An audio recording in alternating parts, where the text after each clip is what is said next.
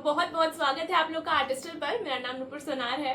तुम्हें ये वाला स्केच तो याद ही होगा ना, जहाँ पर मेरे क्लाइंट ने मुझे अपने दादाजी की फोटो बनाने दी थी, जो कि कंडीशन में थोड़ी सी उसी क्लाइंट ने मुझे फिर से एक पोर्ट्रेट बनाने को दी है उनकी नाना नानी की, पर ये अच्छी कंडीशन में है। तो मैंने A4 साइज पे चारकोल एंड ग्राफाइट का यूज करके ये दोनों पोर्ट्रेट्स बनाई हैं। ये जो वीडियो होगा वो टाइम लैप्स होगा अलॉन्ग विद नरेशन, तो वीडियो कब खत्म हो जाएगी तुमको पता भी नहीं चलेगा और सीखने को भी मिलेगा। तो अगर तुम चैनल पर नए हो तो इसको सब्सक्राइब जरूर कर देना, ताकि ऐसे इन्फॉर्मेशन वीडियोस तुमसे मिस ना हो। चलो स्टार्ट करते हैं। तो यहाँ पर आउटलाइंस मैंने ऑलरेडी बना कर रखे हैं। यहाँ पर मैंने ग्रिड मेथड का यूज़ किया है क्योंकि क्लाइंट्स को एग्जैक्ट चाहिए होता है, राइट। तो जब हम खुद प्रैक्टिस करते हैं तब ग्रिड मेथड का यूज़ करने का ज़रूरत नहीं है, तब हमें फ्री हैंड करना चाहिए। चारकोल पाउडर मेरा फेवरेट मटेरियल है, इसीलिए मैं उसे हर बार यूज़ करती हूँ एज अ बेस। बाकी की डिटेलिंग के लिए दूसरे पेंसिल्स काम आ जाती हैं। एक्चुअली ये दो अलग फ़ोटोज़ उन्होंने मुझे दी थी कंबाइन करने के लिए। तो जब पहले उन्होंने मुझे फ़ोटोज़ भेजी ना, तो उसका एंगल ही अलग था, लाइक ऊपर से, नीचे से, साइड से, मतलब सही एंगल नहीं था।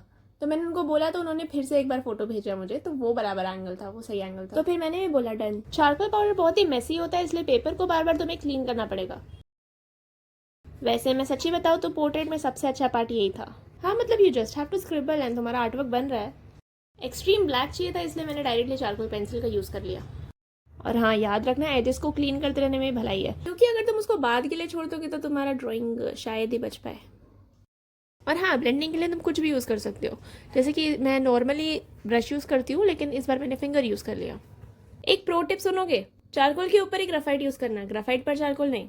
कुछ लोग ऐसे यूज़ करके बता देंगे और बोलेंगे देखो देखो चल रहा है बट उसका लुक बहुत अजीब होगा।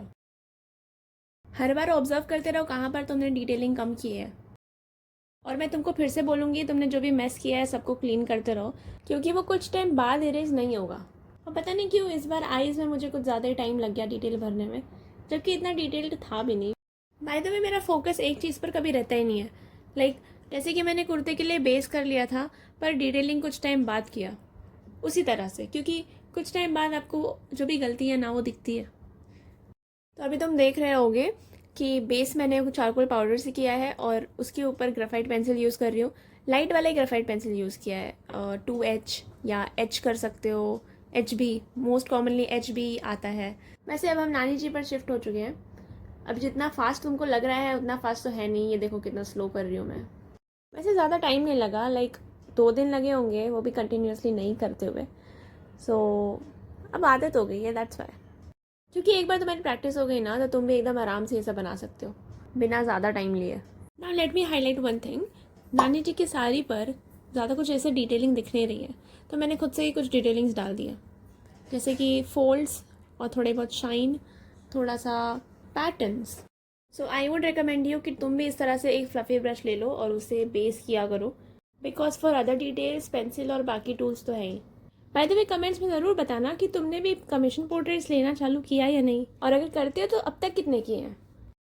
जैसे कि कोई डिटेल एरिया है, जैसे कि आइस, तो अगर वहाँ पर कोई मिस्टेक होती है तो मैं टॉम्बो मोनो इरेजर यूज़ करती हूँ, वही ज़्यादा काम आता है।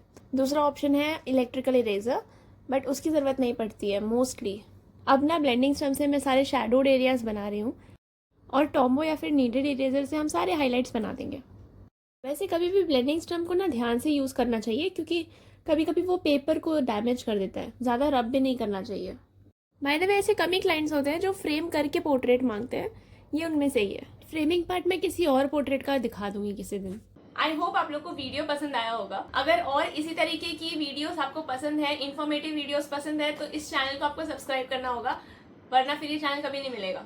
और बहुत फ्रीक्वेंटली यहाँ पर शॉर्ट्स अपलोड होते हैं, जहाँ पर ऐसी टिप्स शेयर की जाती हैं जो आपको प्रोफेशनल आर्टिस्ट बना सकता है। इसीलिए बेल आइकन दबाना बिल्कुल मत भूलना। You can also connect with me on Instagram. So until next video, sayonara.